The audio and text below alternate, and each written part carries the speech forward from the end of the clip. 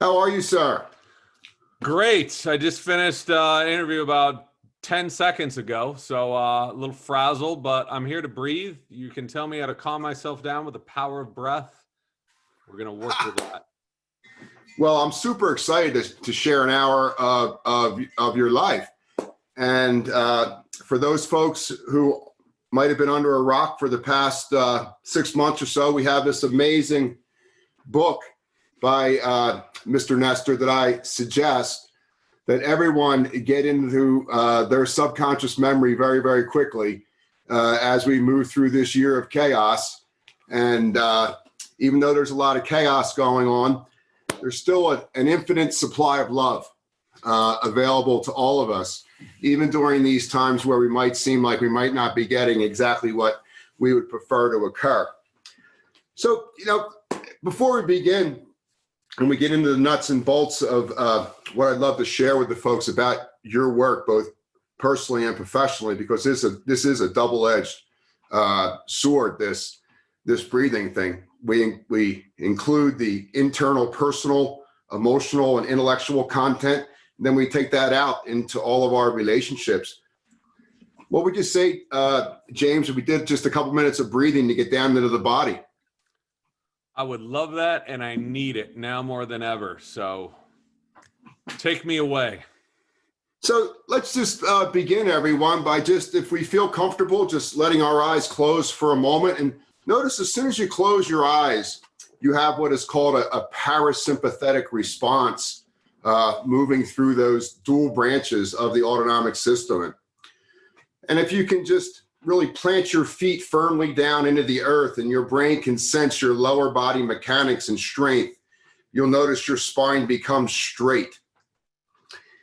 And then begin to inhale slowly down into the navel area using the diaphragm, getting the air into the lower lobes of the lungs first, where we have this oxygen-rich, hemoglobin-rich parasympathetic activity, and then letting the diaphragm press down in the air, lift up towards the top sleeve of your lungs, which is sympathetic energy. Really turn off the muscles you use to move your eyes, release and relax your masseter and your low jaw. Allow the maxilla bone to spread east and west with the tongue on the upper palate, and you're well on your way to a pleasurable moment with yourself.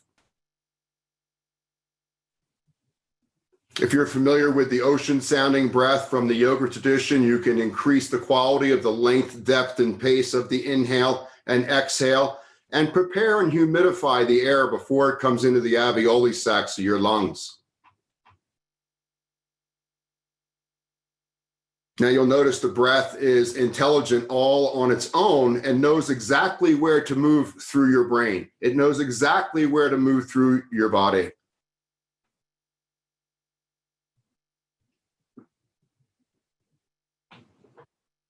And without straining, simply notice if you can inhale maybe 5% more and exhale 5% more.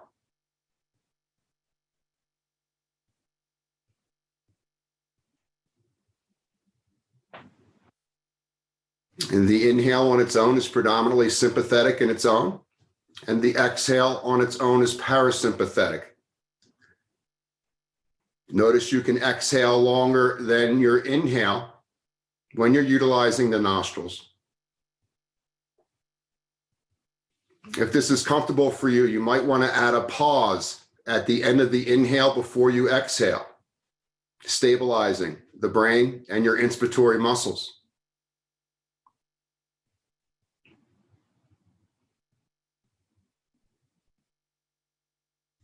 If this is comfortable for you, you might want to add a pause at the base of your exhale before you inhale again, strengthening emotional content and strengthening the expiratory muscles.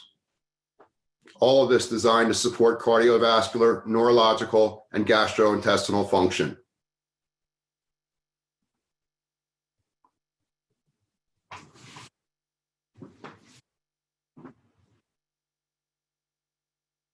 And then utilizing our whole brain for this information that we're going to share. Let's take the right thumb and come up and close off the right nostril. And as you inhale slowly up the left nasal channel, know that this is parasympathetic on the inhale, and it'll trace the energy into your right prefrontal cortex. Use one of your fingers, close off the left nostril, exhale down the right, and on the exhale, the right nostril is parasympathetic. And then inhaling up the right nasal channel, this is sympathetic on the inhale, feeds the left prefrontal cortex. Close off the right, exhale slowly out the left, and that is also sympathetic on the exhale. Take a deep breath in, center yourself for this amazing man and the work that he has so richly dedicated to himself and everyone here on the planet. So welcome, James.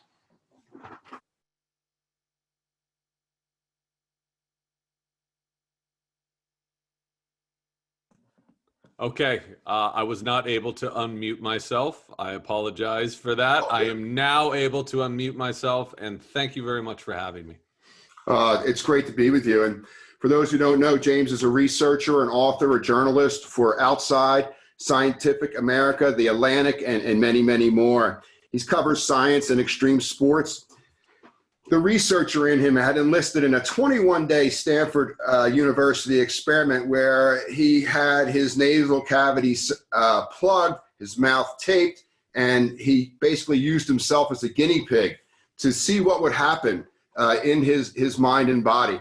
And then the nostrils were open and the mouth was closed, and nostrils were open. And then we had a period of research where James was simply nostril breathing. The research and science that came out of the book is amazing. It's cutting edge. I love it because it basically backs everything that I've been trying to bring to the humanity for the past 25 years. And I'm thrilled to have James with us today and share a little bit about his journey. So welcome. Thanks a lot for having me here. You know, just to start out right off the bat, you know, for anybody who doesn't know about the experiment that you went under, would you care to share a little bit about your awareness that you went through during those times? Sure. So I had been talking with the chief of rhinology research at Stanford, real nose guy, and he told me about all of the benefits associated with nasal breathing, which no one was really refuting. And he was telling me all the problems associated with mouth breathing, neurological issues, metabolic issues, respiratory issues, on and on and on. But nobody really knew how quickly those problems came on. He didn't know. He had never studied it. No one had. So we set up a little experiment in which myself and another breathing therapist by the name of Anders Olsen went to Stanford and had our noses plugged for 10 days. And I know to a lot of people this sounds horrifying, and it was. I'm not going to sugarcoat it. But if you think about the population, something like 25 to 50% of the population has chronic nasal obstruction, which means that they're breathing through their mouths. So what we were doing really wasn't extraordinary in any way. It was just we were lulling ourselves into a position that so many people already knew. The difference was we were collecting data along the way. So that was how the experiment was set up. 10 days of mouth breathing and then 10 days of nasal breathing, then comparing data sets and see if it made any difference to our brains or bodies or anything else. Is there anything that really popped out to you during the time that was just earth-shattering to your ego? Everything popped out at me. We knew it wasn't going to be pleasant, mouth breathing. Okay, that was obvious. We didn't know it was going to be so bad so quickly. So within a few hours, my blood pressure just shot through the roof into serious stage 2 hypertension, to the point where I was actually even freaked out just by changing the pathway through which we breathe air, which you just don't see people talking about hypertension and mouth breathing too much. At least I didn't. And then that night I started snoring. I had not been snoring before. I started snoring. I said, this is weird. I'm snoring. Then I started suffering from sleep apnea. And the other subject, Anders, suffered the same exact damage. We had problems concentrating. We were extremely fatigued. We looked like hell. Our bodies were just so out of balance. And just by breathing through our mouths, how it made such a huge difference to how we were able to think about things and how we're able to react to things. It's amazing that there's so little awareness, especially during this challenging times we're moving through right now, about how our nostrils play such a huge role in regard to staying in that 24-hour cycle, strengthening our immune system, improving digestion, elimination, and assimilation, amplifying the vagus nerve. All the things that we think about that are the foundations of staying healthy and young and vibrant, both in the mind and the body. It really can be traced back without too much trouble, as you proved, to basically how you're respiring the internal world. Yeah, and again, it's the science is very clear on this. No one's really refuting it, right? There hasn't been anyone that's come out and said, no, nasal breathing, forget about it, just breathe through the mouth. But so few people are recognizing it. Nasal breathing is so underutilized, and it's not really taught anywhere. And that's what I thought was so strange, is to see 50 years of amazing scientific research done in these areas.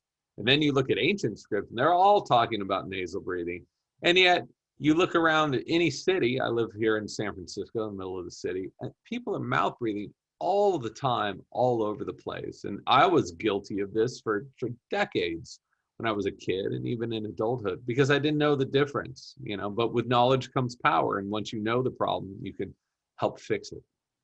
It's interesting when you start to investigate the different mental states, our moods, our quality of our energy, our level of vitality. And it can be traced back to our, how we're breathing, and even the structures of our face. If you look at how the face has changed through orthodontic and all sorts of ways that we impair the nostrils and our airway, in 2020, we make life, life's hard and we're tough, but boy, we make it hard on ourselves.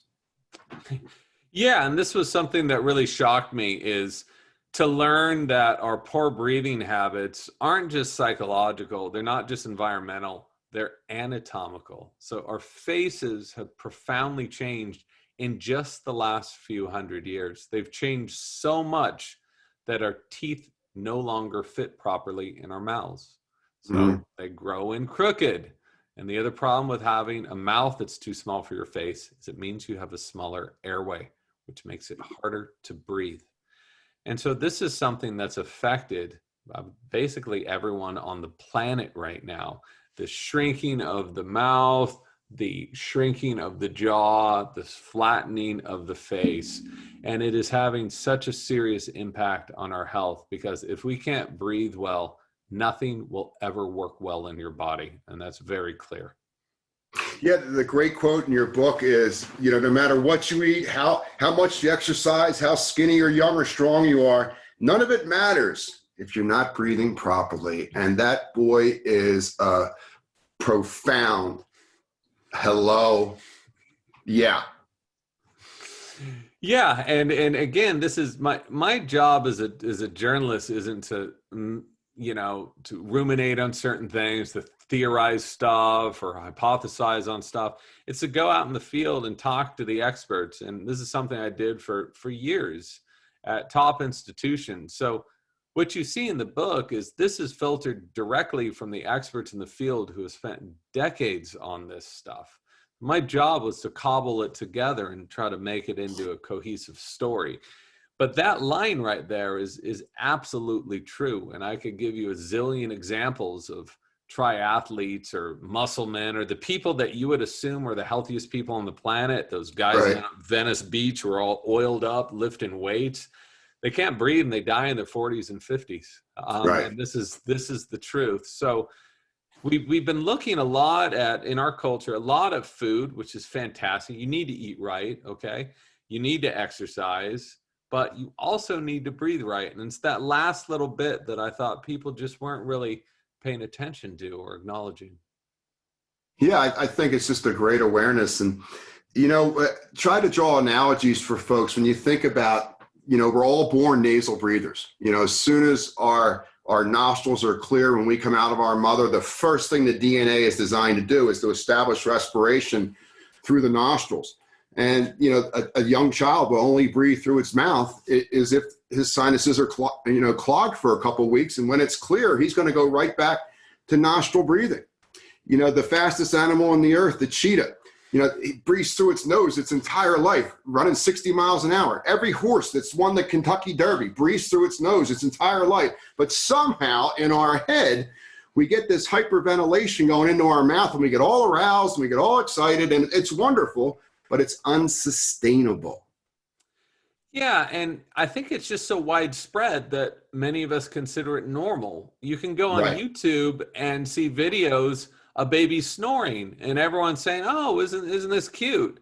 That Mhm. kid is struggling to breathe, and Right. it's going to have so many damaging effects to its brain development, to its ability to actually grow. It'll affect its bones, its Mhm. ability to breathe. And again, even in adulthood, you see people mouth breathing all the time, especially populations with asthma or anxiety. These are populations that traditionally breathe way more than everyone else, way more than they need to.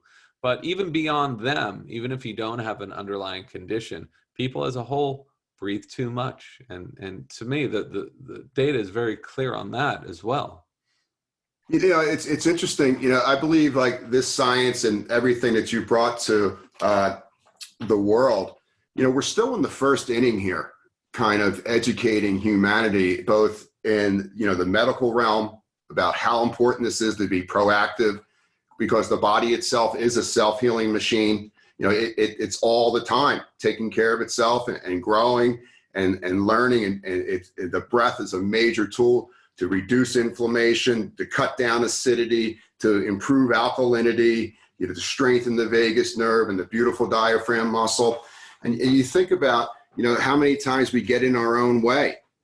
And it's really remarkable that the first thing we did when we came out of our mother is take a breath. It is really the first step to getting back in alignment with our true self. For sure. And what's great about breathing is you can adopt healthy breathing practices and get back in that alignment if you're so far off. So the point of my research in the book wasn't just to point out all the problems with humanity, all the problems with our breathing. It was to acknowledge what's gone wrong, so then we can learn how to fix it. Because only by first acknowledging how screwed up we are, how disorganized and inadequate our breathing is, can we then improve it and have a reason to improve it. So it's that story behind the story I thought was more important than just having breathing techniques.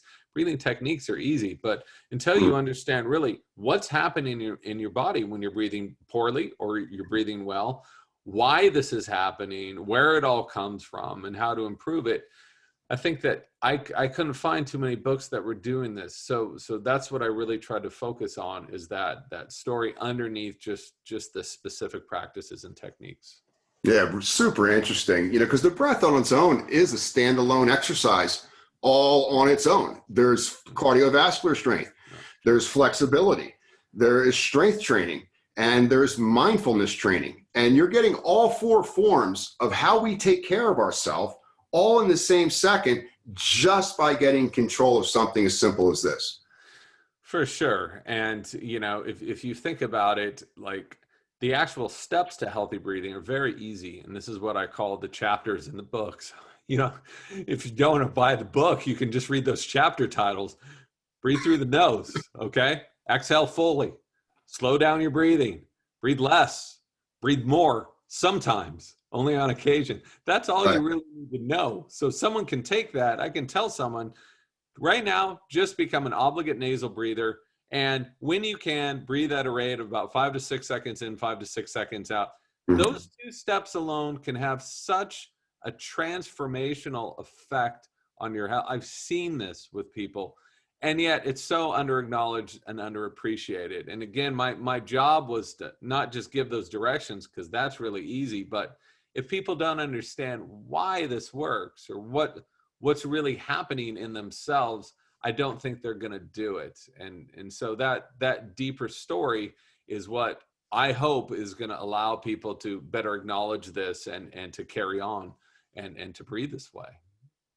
When you first got involved in taking breath classes or learning pranayama or controlled breathing, conscious breathing, intentional breathing, was there ever a moment, where you were just inside your mind and something just like came out of like left field and you're unconscious and became conscious and you were like, wow, that's cool.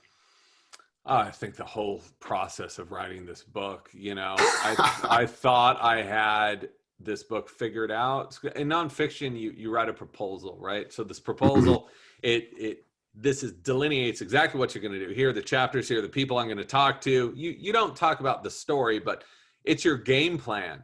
And that's what you sell to publishers. And then they send you off to go write it over the years. So I thought I had this world pretty well figured out. I'd spent a long time on this proposal, but it wasn't until you really get into the nitty gritty, you get several layers deep in it, that I realized there was such another crazier story here. The anthropological change, the evolutionary anatomical change that's happened to our faces blew me away. The fact that we're breathing way too much, and by breathing slowly and less, we get more oxygen. That doesn't make any sense. It's 100% true. The fact that we can breathe in ways to activate stress in our body. You think, why do I want to be stressed? I'm stressed all day. But finding how therapeutic that is, because once you learn to control stress, then you can turn it off and remain unstressed the rest. So again, the science was so clear, but it just seems so muddled in academies and muddled in all of these different journals. But it's breathing. It's something we carry with us all the time. If you're breathing 20,000 times a day, if you're doing that incorrectly, what's going to happen? Like, try walking incorrect, taking 10,000 steps a day with your ankle at a slight angle. See what's going to happen to your whole body. So breathing should be considered the same thing. Yeah, thank you. I really think that, bringing some scholarly research and kind of organizing the past 5,000 years, kind of where we are and what the future might look like, for those of us that are interested in, becoming really good global citizens. When you think about how that breath can energize us in such a way that we're so dialed in, yet completely calm and non-reactive. Because in our normal state of mind, it seems, we got all this energy and we're going to go do this, and then we go do that, and then we're exhausted and we got to go take a nap. We take a couple of days off, it's a weekend. When you start to practice pranayama, you harness the opposite ends of the seesaw and you begin to wake up to the fact that I can be supercharged, but completely calm. And that's what you want. It's especially in the modern age, which is so demanding of so many of us. Hour after hour, you need to be focused, but you also need to have energy to just get through the day. Right. So I don't view these things at odds. I see them as being completely synergistic. And what you're doing is you're allowing your body to work at peak efficiency. So why expend a bunch of energy on something to work less good, to be less efficient? Right. And when your breathing is dysfunctional, that's what you're doing. You're forcing your body to constantly compensate for your dysfunction. You can stay alive doing that. You see people who stay, but that doesn't mean you're healthy. And especially if you're looking at breathing and sleep, a lot of people think if they focus on their breathing during the day, that's important. But if you're spending a third of your life breathing in an unhealthy, improper way during sleep, it's going to completely destroy you. Look at the science behind sleep apnea. Look at the science of snoring. And not even that, upper airway resistance syndrome. Any difficulty breathing at night can have downstream effects on everything, on your brain, on the rest of your body. It's funny that, humans, we're the only animal on the planet that has trouble sleeping. Everybody, all the other animals, they sleep fine and they can be attacked at any given moment. And, I think a lot of that can be traced back simply to the fact that we can override our natural physiological response of breathing. And then psychologically, we can plant this mouth breathing in. We can disrupt our internal clock, we can overheat ourselves, so to speak, during the day. And there's not enough time to cool ourselves down for the brain to feel safe enough that we're not in a dangerous environment for us to get into those deep delta waves. So, Yeah, there was this study I came across from the Mayo Clinic. I included it in the notes in the book. It didn't fit in the main book, but they did these very broad studies looking at people who suffered from insomnia. And a lot of these people were given drugs, tranquilizers to help them, sleeping pills to help them go to sleep. But then they looked at their breathing and they found that 50% of them had sleep apnea. So by giving someone who has sleep apnea tranquilize, they're going to be breathing even worse. So much of poor breathing, I'm not saying all of it, I don't know exactly what that percentage is, but so much of it is tied to how you're breathing at night, your sleep quality. Those two things are intimately connected. And in my opinion, you first need to take care of your breathing. You can take care of your breathing. Then if you're still staying up at night, if you're still anxious, then that's something else you can tackle. But you have to first take care of your breathing for sure.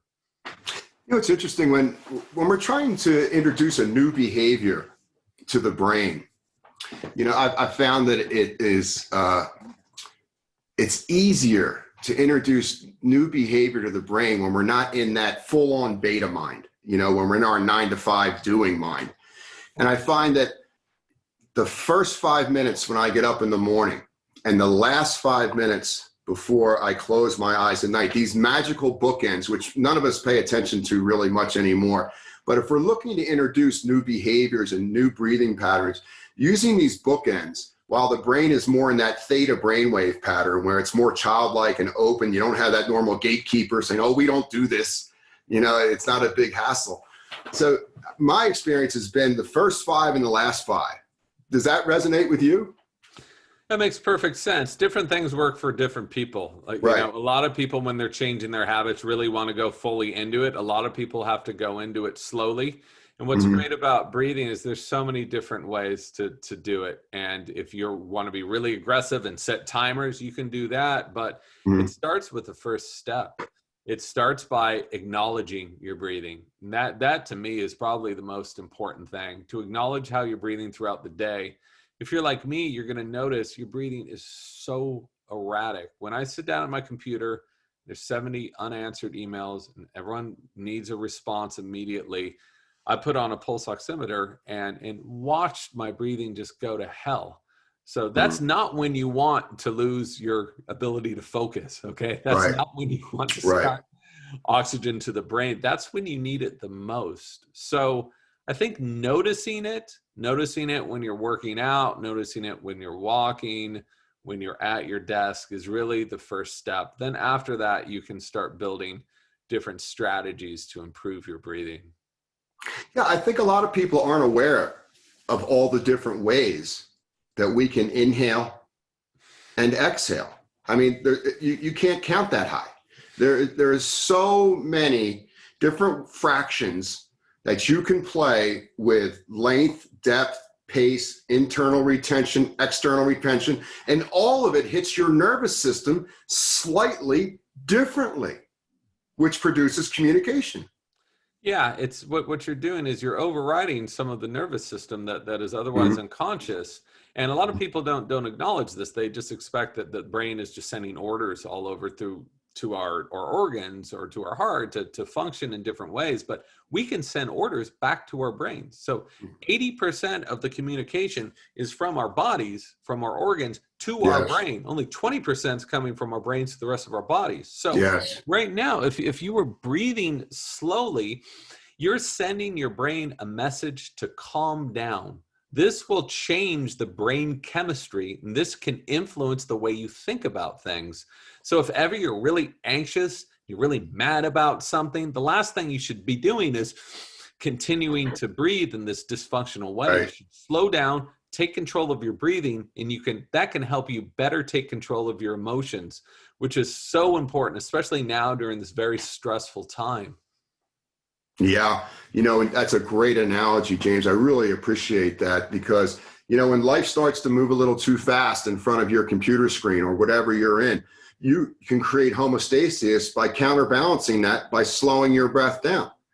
And when the computer screen or something outside of you feels a little stuck and you feel a little lethargic, then you breathe fast for a few breaths and that'll kickstart that. So the breath is kind of a perfect counterbalance microcosmically to the macro of what's going on around us. For sure. And that's what I love about breathing as well. It's not just about chilling yourself out and being meditative. That's a great space to be throughout most of the day. But sometimes I want a squirt of energy. Sometimes I want to feel something different. And by breathing in certain ways, whether you can choose your medicine here, pranayama, Sudarshan Kriya, Wim Hof method, Mhm. Tuma, whatever. It goes by a zillion different names. It's all doing the same thing. It's Mhm. activating that sympathetic stress in your body to allow you to control it. I'm a huge fan of those. If you look at the science behind Wim Hof method, I mean, which is really Tumo, or the science behind pranayama, or the science behind Sudarshan Kriya, 80 independent studies in Sudarshan Kriya alone, Lots of good stuff. looking at its effects on anxiety, depression, even autoimmune problems, asthma. It's so clear what's happening here. It's just a matter of doing it. And to me, one of the best parts of this, not only to know that it's having this effect on my health, feels great. When I do these exercises, I Right. feel amazing while I'm doing them and while after as well. And I sleep so much better. So there's really nothing to lose. Yeah. When I think about it, any type of breath control is going to get your attention, whether it's good, bad, or whatever. We'll sort it out later.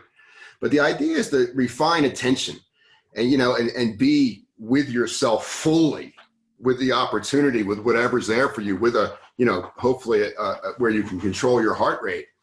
When I first learned pranayama about 25 years ago, I learned it from an Indian saint who practiced pranayama 10 hours a day for 30 years straight and didn't miss one day. Now, I took the foundation of what he was he dedicated his whole life to it. But what I saw in it was that this was multi-dimensional, multi-platform. I don't just do this in my chair. I do this on my bike. I do this on my hike. I do this on my walk. I do this on my computer. I do this with my wife. I do this with my kids. I've trained myself so that whether I'm controlling my breath or not, my subconscious is always there instructing me with the maximum breath routine with the least amount of wear and tear to the cells of my body. And that's the key. Okay. So no one wants to walk around with a bunch of different timers to remind you to breathe Right. correctly. No one wants to be wearing a pulse oximeter all day. Well, maybe some people do. I don't. No one wants to carry around a notepad. So the point is to use all these breathing techniques to acclimate your body, to get your CO2 in check so that they become an automatic habit. And that can take a long time, especially if you've been breathing improperly for decades and decades. Mm-hmm. But that's what you want to do. I think I'm still on the road to get there. I've noticed my breathing has greatly improved, but it does fall offline often. And that's not the worst thing in the world. You can just go and recorrect it. But having that ability to train your unconscious mind to be able to breathe at peak efficiency that's enlightenment. That's the key. When you exercise, is there any specific breathing exercises you'd like to share with the audience today?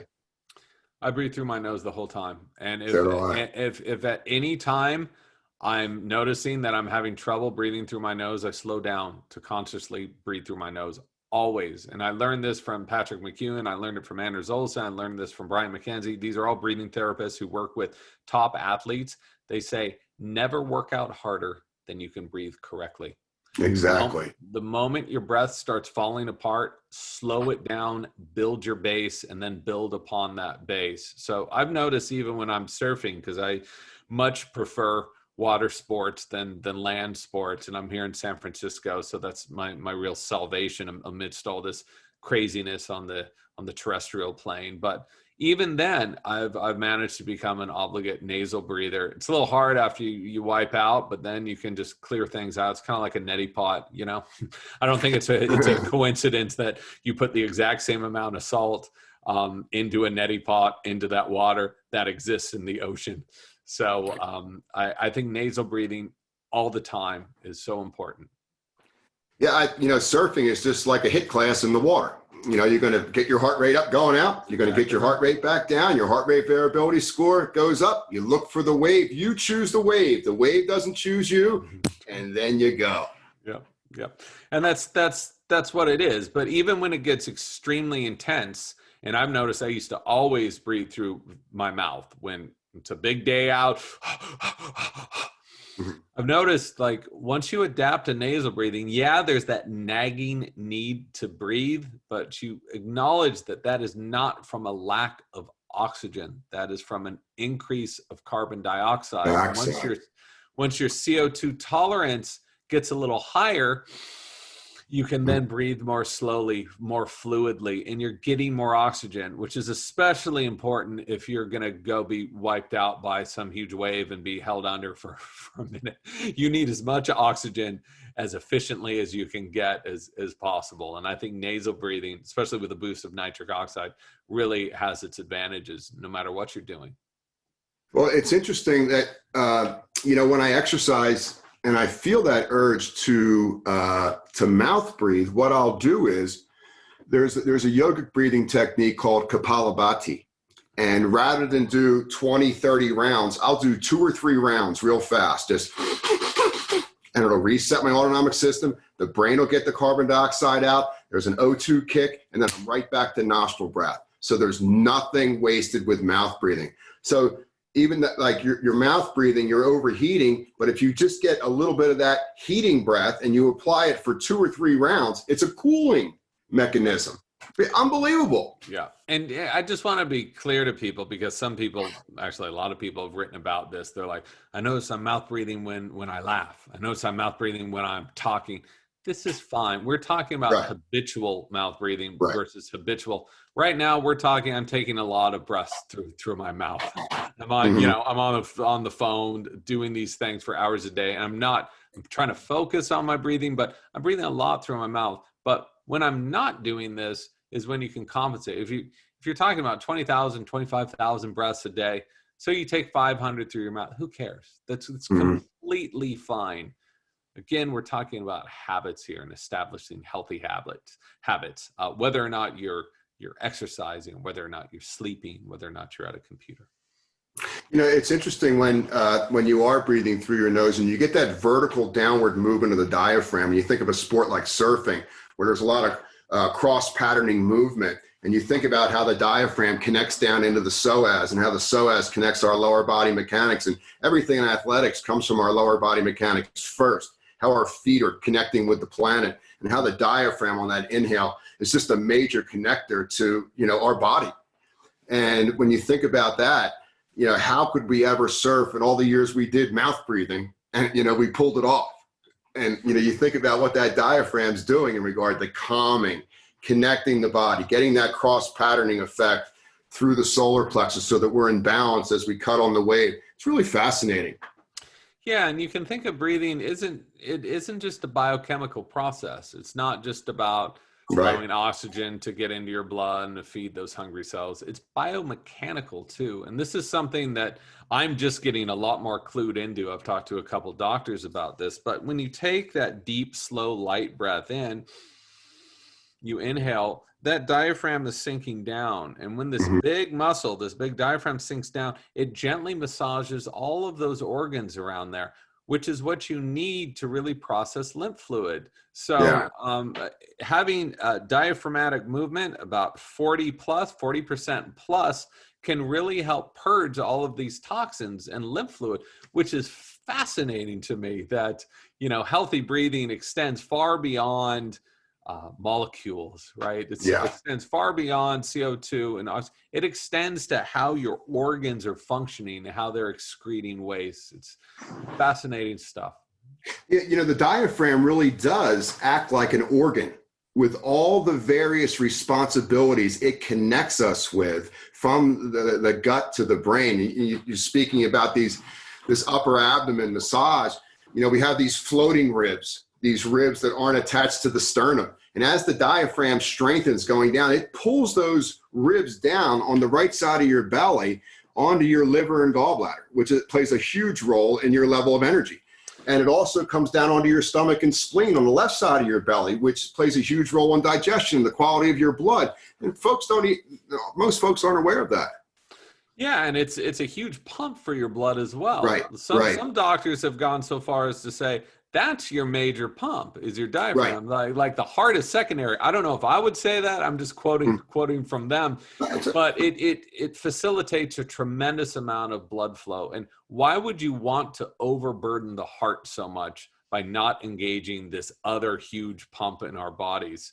And I think that that's one of the reasons you take these very slow, light, and deep breaths. You watch blood pressure go down, right? Because things are operating at a much more of a level of efficiency. That's exactly what you want. It's amazing when you think, the diaphragm is a muscle that has very little sensory fibers on it. You can't really get at it. And it only has one motor nerve, the phrenic nerve. It's unfortunate, but it only has one motor nerve. And, pranayama or Wim Hof or whatever, Shurasana Kriyas, whatever you're doing, it's the most efficient way to amplify your phrenic nerve and to increase muscular fiber of the diaphragm. And as your diaphragm strengthens, your ribs will become elastic. And when your ribs, you get that swimmer's V type of deal where the lungs can really exchange a lot of energy. Yeah, and if you look at what happens to the human body as we grow older, we lose lung capacity from the age of 30 to 50. We lose something like 15% of our lung capacity, and then a lot more after that. So this is not the time you want to be losing lung capacity. This is not the time you want to be having your body have to struggle to do anything. And if you look at yoga, what is yoga but stretching and breathing? Mm-hmm. Mm-hmm. And keeping this area elastic and flexible so that the lungs can naturally stay at their healthy size so that they don't start shriveling down. And so much of that is tied to how flexible this rib cage is and the intercostals and everything else. And again, I think that this is something that is largely ignored, even in fitness circles where you see these people that are just like sucking in got to have the washboard ab all the time. And, maybe that looks good for your Instagram picture, but you're going to look a lot better if you're living healthily 30 years from now than in one that, just in that little picture. So I think that, that vanity and the focus on aesthetics, if you really want a healthy body, it's okay to stick out your stomach a bit. It's okay to have a lot of lateral movement. Right. When you take in a breath and when you exhale, and the benefits can really be profound. It's amazing because our exhale really is a baby sit-up. We're engaging our rectus abdominis, our obliques, our transverse abdominis. These are all the muscles we use in a sit-up. And if we can just quietly, just practice psychologically drawing our navel a little further back to our spine, I think we're doing something very good for ourselves. For sure. And, I don't know if there's been any studies on this, but you see these people who do a ton of pranayama, don't do any exercise, and they're pretty ripped. So I think that's another way of doing it as well. And not only that is, again, you're really massaging these different organs and you're purging all those toxins and that lymph fluid out of your body. Yeah, it's an amazing practice. And when we think about, when I think about pranayama, I think when I started in yoga in the 90s, I wanted to be the most flexible and whatever the particular competitive male thing was, that's how I got into it. I couldn't even touch my knees. And, I got all settled in yoga and pranayama meditation. And then this little voice in my head one day said, you know what, let's stop doing postures. Let's stop doing asana. And let's just sit and do pranayama for 45 minutes a day and see what happens for 6 months. So 6 months later, I go back and I stretch my body and I'm going twice as far as I could ever go before, but I didn't do one posture for 6 months. It was the pranayama that released my soft tissue, that lubricated my spine. It got my open mind, and I couldn't believe it. That's incredible. This is another thing. I just wish that there were more people doing studies on this stuff, because you hear these anecdotes from so many people over and over, but until people see the data, they don't believe it. But if on a physiological level, of course, it makes perfect sense. If you're really stretching and developing these and loosening and allowing a bunch of flexibility in these areas, guess what's going to happen? You're going to be able to stretch better. when you were looking into the ancient arts of pranayama, was there a particular text or sutra or something that really blew your mind? They were all saying the same stuff. You know, a lot of these are very mystical. It's hard to really get down what you're supposed to do. The breath is the ocean tied to the moon, which is tied to the eagle. You're like, cool, but what am I supposed to do? What am I supposed to do here? So I found that the Chinese texts were actually had very specific directions in them. Mhm. They've got a bunch of mystical stuff, but ancient Mhm. Chinese, the text of the Tao, there's 7 books, all Right. dedicated to breathing, 100%. Because breathing to them was a medicine. This was an important part of health. And if you did it incorrectly, specifically inhaling through the mouth, they were very clear. You're going to die. You're going to get sick and you're going to die. And if you breathe Right. through the nose, you especially inhale through the nose and you practice breath holding and other Mhm. practices, you're going to live this long life. You're not going to need medicine nor grains, you know? So and to me, so much of that is just supported by what we're finding now, what the new science is showing. To me, it's fascinating that this stuff has been around for thousands of years. They've been doing empirical studies for thousands of years. No one really believed it. And then you take people into a lab, you hook them up with sensors, you look what's happening to their bodies, you're like, oh my God, maybe these guys were actually right. Well, yeah, this stuff has been around for a long time. And so many people have shared their benefits of it. Where I thought it got even more interesting was the stuff more on the outer limits of breathing. So we know the foundation of healthy breathing, but what happens when you really focus on this stuff? And I found people that were able to do things that are considered medically impossible. They can heat themselves up, not suffer Mhm. from frostbite or Mhm. hypothermia for hours at a time, sitting in the snow. Impossible. Well, there they are. They're on video too. Right. You know, the people who can straighten their spines, people can overcome autoimmune diseases, other diseases that we've been told are incurable. They're curing themselves with them, and they're doing it by focusing on their breath. Yeah, there's such just this rich treasure of experience and information. And going back to the roots and seeing the similarities of how modern science is finally grappling with this simple thing that's already on board with us at birth. Folks are either open to it or, they're not, or they're kind of, I need to know more. But either way, we're still making progress. For sure. And that if there's any silver lining to come out of this COVID thing, it's that people are a lot more aware of their breathing. When you've got a pandemic that affects the respiratory system, you learn what happens when you lose this ability to breathe. And we know that respiratory issues are directly correlated to the chance that you're going to be suffering from more severe symptoms of COVID. So that's very clear as well. So I don't think that it's a huge gap of logic for a lot of people, right? So you can breathe in a different way right now by various methods, and you can see with even instruments you have around the house. If you've got a pulse oximeter, you can see what happens there. If you got a blood pressure monitor, a lot of people have those. You can see what happens there. You can see what an immediate and transformative effect this has on your body after a couple minutes. And you imagine what would happen to me if I breathe this way for a couple of days or a couple of weeks. And we're seeing what can happen. People can absolutely transform themselves just by breathing healthy.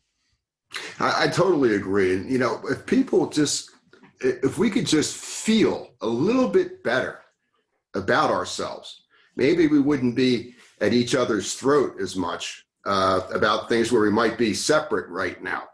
It really is something that's the master feeler. And as we get to know ourselves a little bit better, we kind of allow other things that might have disturbed us in the past not enter our mental world. Yeah, and it's just like that feedback loop we were talking about. Mm-hmm. When you feel anxious, when you feel really angry, take control of the breath, and you can actually change the way that you're going to be able to process these feelings, and you can make much more logical decisions instead of making these very rash decisions. And that's really important. And will it make us, better as a species? Who knows? But it's not going to hurt. Okay. Right. Will this solve world problems? Probably not. But it Mm-hmm. certainly won't hurt your immediate outlook on those around you, those in your family. your friends. I think that it can help make you a better person. I really believe that. I totally am on board with you. I think about, like Einstein said, no problem will be solved at the same level of consciousness that was created. We butt our heads with ourselves interpersonally or with a family member or a coworker all the time. And the breath is just this amazing tool that's somewhere beyond our ego. New awarenesses come where we normally would get triggered or an old wound is activated. And next thing you know, the breath is showing you a whole new way to be with it. And it just kind of hits you right in the head. For sure. And I think anyone who's studied it or practiced it has definitely had that experience a few times. Sometimes you feel that in a very significant way. If you're doing a Kriya or if you're doing Wim Hof or whatever, you can have these really profound experiences. I've had a few of them, and most people who have practiced these have had the same thing. But you can also feel it on a much more subtle level by breathing through your nose, by breathing and exhaling more than you're inhaling throughout the day, and noticing what a calming effect this has on you. So this is not a placebo effect. This is science, and it's basic physiology. How you breathe just affects how your body is going to work and how your brain is going to process things.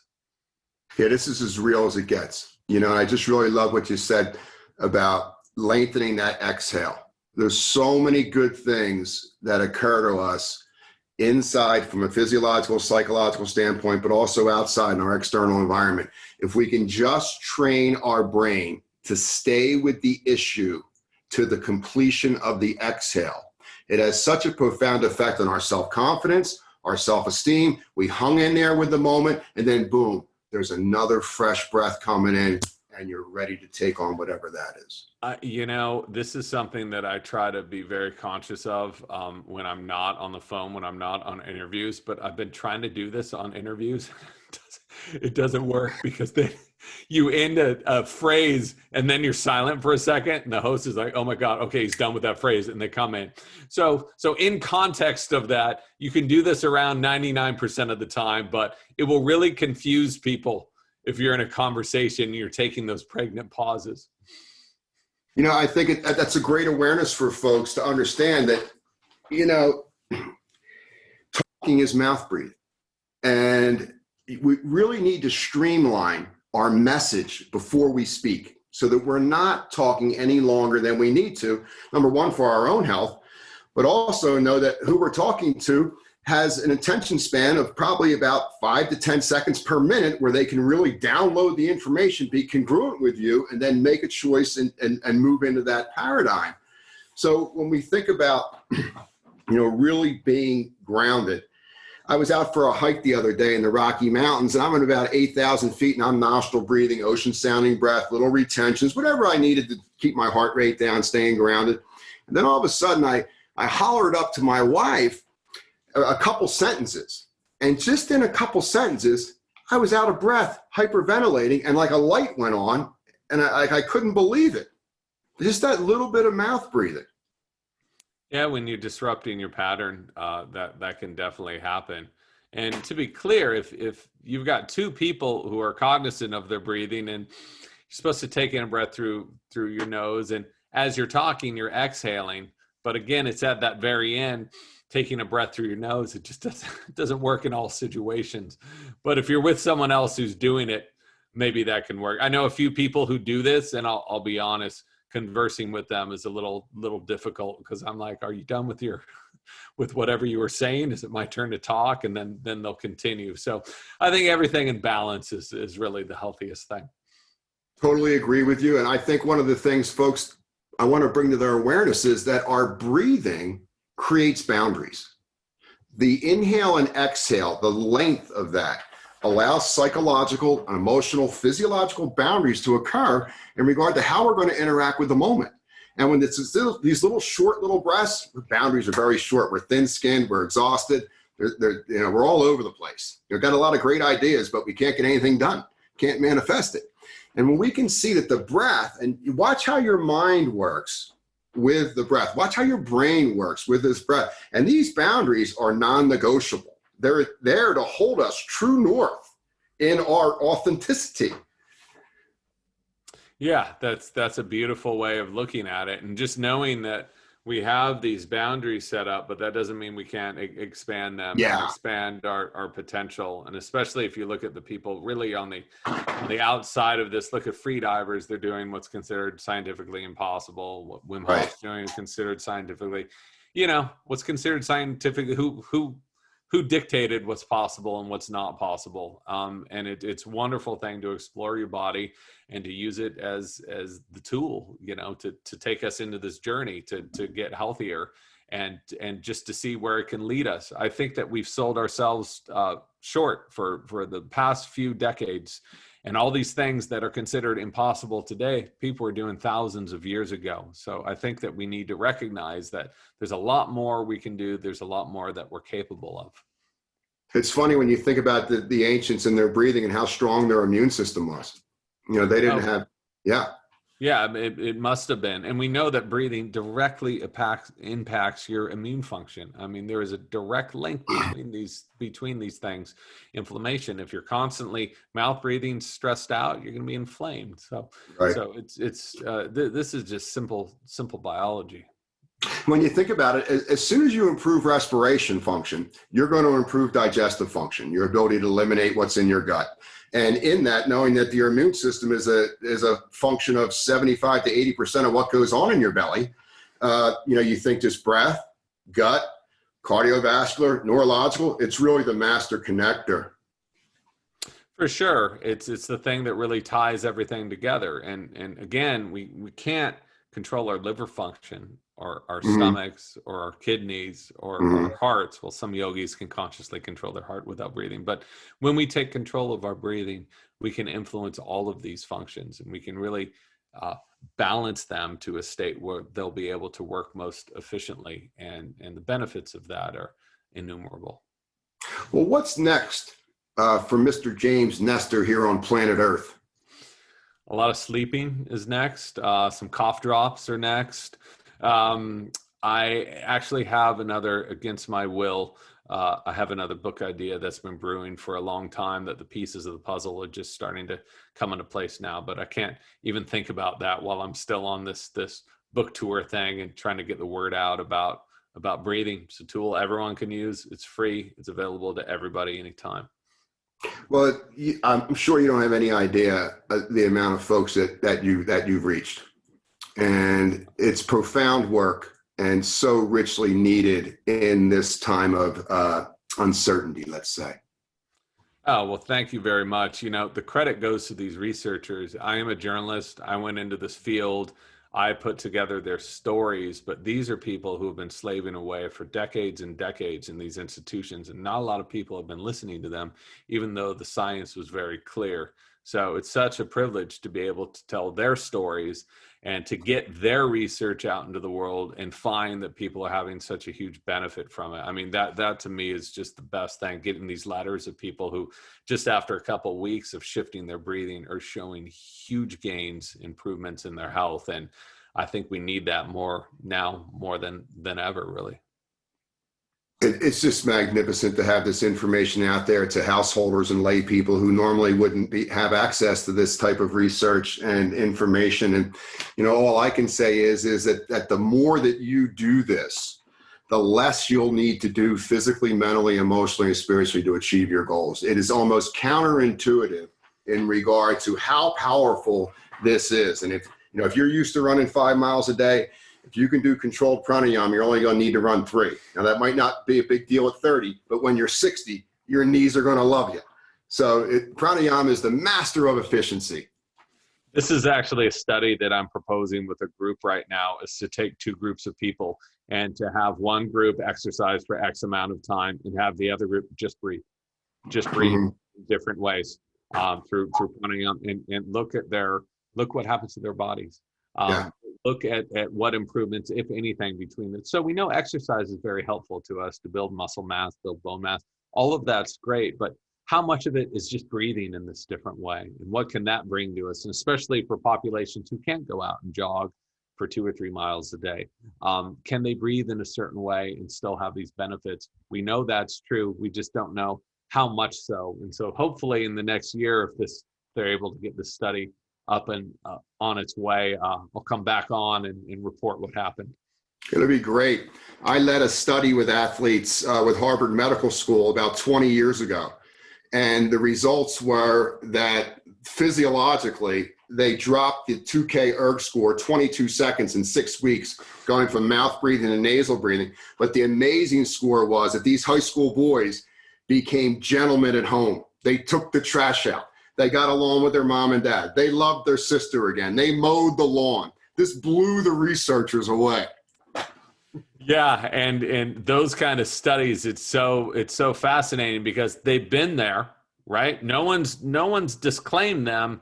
It's yet no one's really paying attention to them. So perhaps this is the moment when, just like nutrition, when we weren't paying attention to this stuff in the 70s and 80s. I mean, you can't imagine the crap I was eating when I was growing up. Now Right. it seems like everyone's pretty clued in that, high carb, high sugar food is really bad.